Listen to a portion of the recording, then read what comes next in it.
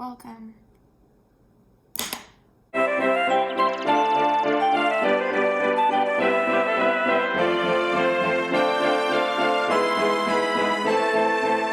Shani Fannies, welcome to Educating Shani. I'm Shani and I survived an eating disorder. Hi Shani, hi! Welcome to my channel if you're new. Welcome back if you're not new, and let's get into part 2 of my Q&A / reading your comments about the Eugenia video and other eating disorder stuff and other mental health stuff and channel stuff and all the things of all the times of the places that we're here, that we're here. Let's get into it. Again, before I answer any of these questions, I'm not a doctor, I'm not a therapist.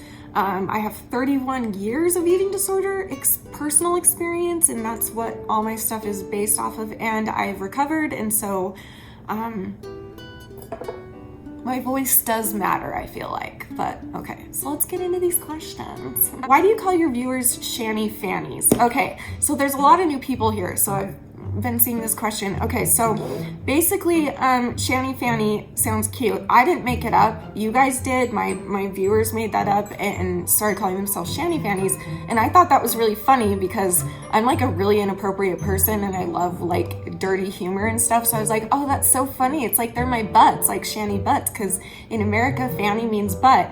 And then someone pointed out to me, they're like, hey, did you know that that means something else in different countries? And I was like, what else does it mean? And they're like, it means vagina. And I was like, cool. Nothing stronger than a vagina. So you're either my Shani butts or my Shani vaginas. Which one are you? Melody A said, I know you kind of answered this already, but I was going through the process, of getting your dentures traumatizing. Because it was for me, painful, humiliating, and more. I lost my teeth because of botched dental work when I had braces as a kid. That sucks. I'm so sorry. And not taking care of myself because of a pill addiction. Ironically, I never smoked much of anything in my life. I'm not doing well either, and I appreciate the hope and love you are showering with us. I think you mean showing, maybe showering. Sharing maybe, I don't know. Anyway, or showering. Well, we can shower, that's fine. It's a big deal for me to even get up and take a shower. Oh, okay. I'm always here for you too if you need a friend. My name is Melody. I'm almost 36 and I live in Florida. Take care. We're the same age almost. That's great. Well, was losing my teeth and the denture process traumatizing? Yeah, it was the most, listen, I have a bajillion health problems, and losing all my teeth was the most excruciatingly painful thing I've ever been through in my life, and I've been through some painful shit. So yes, it was very traumatizing. I wouldn't wish it on my worst enemy, which is another reason I'm trying to warn as many people as I can that you can lose your teeth from eating disorders. And I wanted to also explain real quick that it's not just bulimia that you can lose your teeth, it's also anorexia or any other eating disorder where you are super malnourished. I've explained this a million times, but I'll keep doing it again.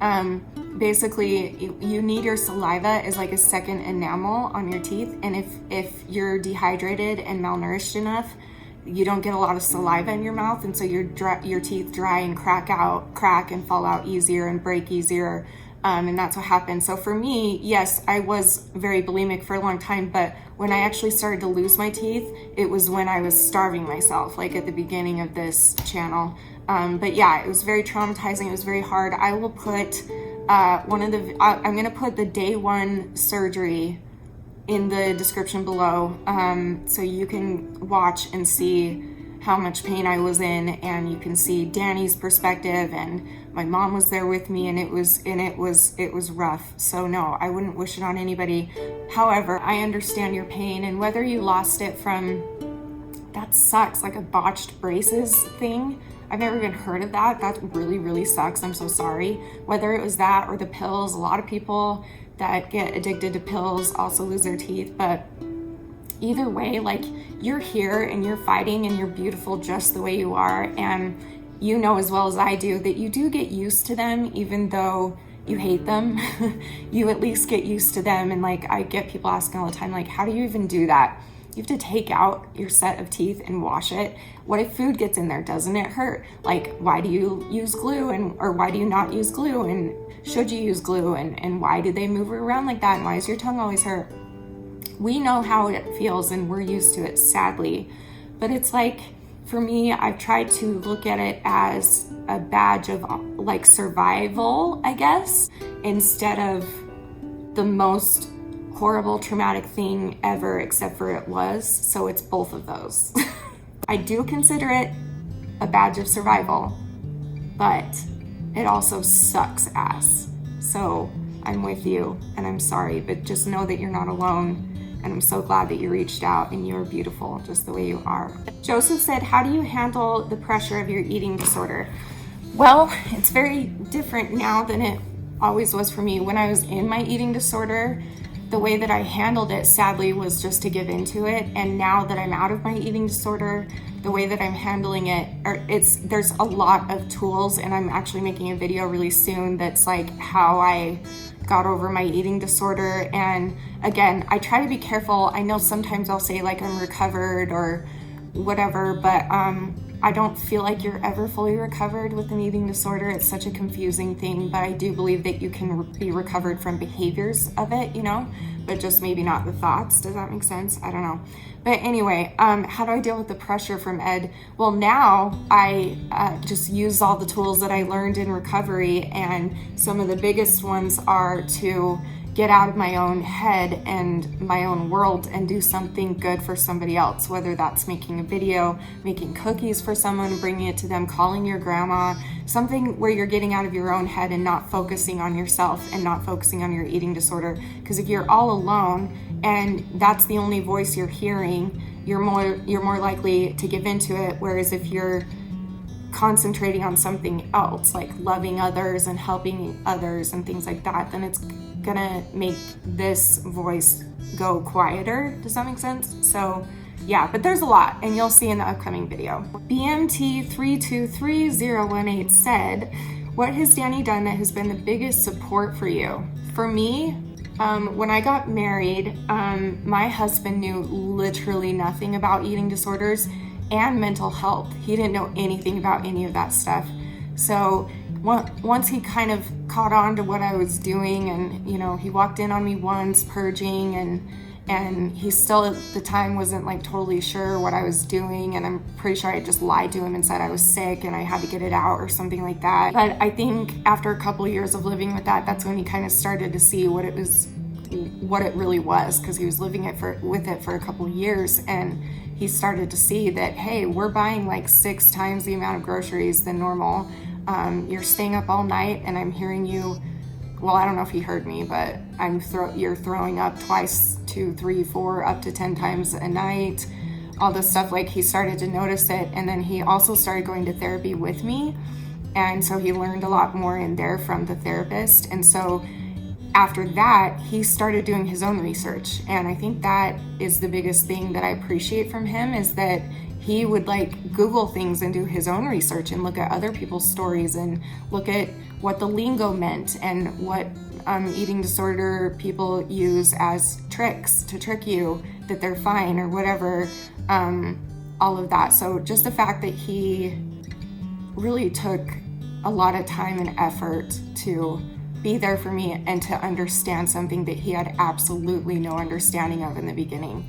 I think that's the biggest thing that helped me. Oh my gosh, I forgot. Today's my 6-year anniversary on YouTube. Well, it'll be yesterday for you. So June 9th is my 6 years on YouTube. I'm so old. What was the question? Tiffany Gray's Life, from Tiffany Gray's Life. She's a very good friend of mine, my little sister. I love her so much. I'll link her below. Please go and watch her. I've talked about her before. She sings, she's autistic, she's blind or almost blind, and she has the most beautiful singing voice in the world, and she's also so freaking hilarious. And I'm about to prove that to you, because Tiffany says, what did the happy colon say to the sad colon? You ready? Okay. Cheer up, we all have a poopus.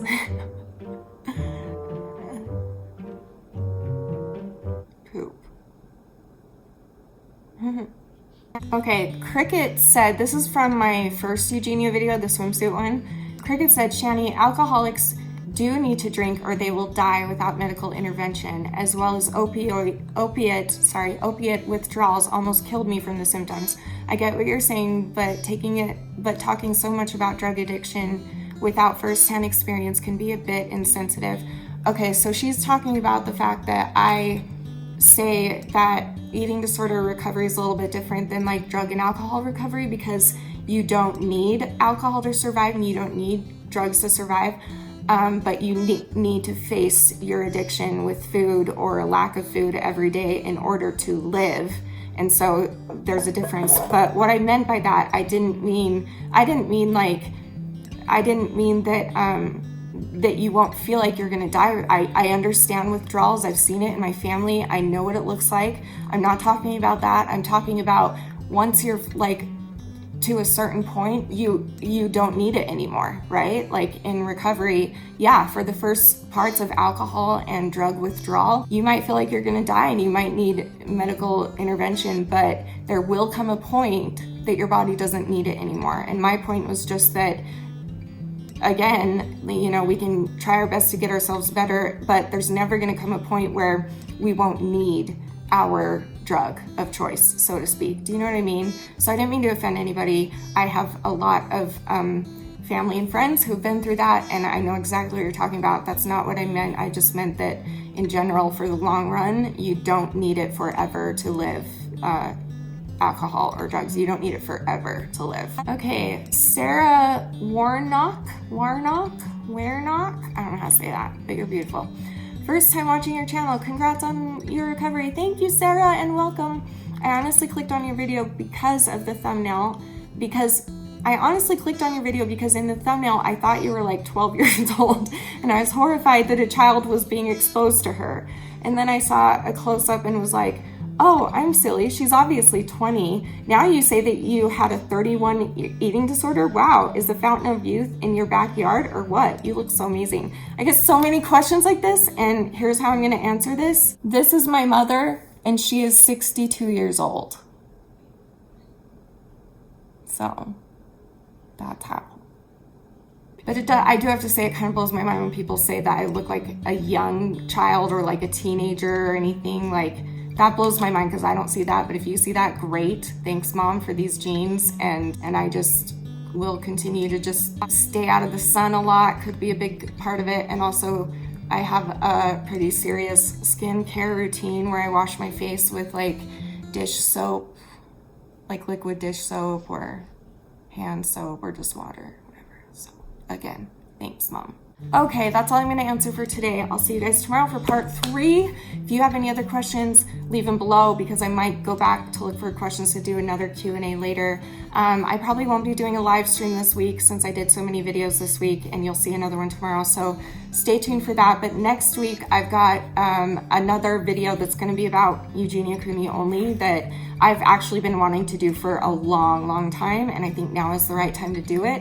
And so look forward to that for Tuesday's video probably. And then I'm also gonna start to try to post a lot more than I was, but I don't wanna promise that, but I promise there will be a video tomorrow and a video on Tuesday, and then I'll go from there. So I love you guys. Thanks for watching. Subscribe if you'd like to, and I love you with all my heart. And remember forever and always that you are beautiful, you are worth it, and I am too. Thank you for watching. Bye.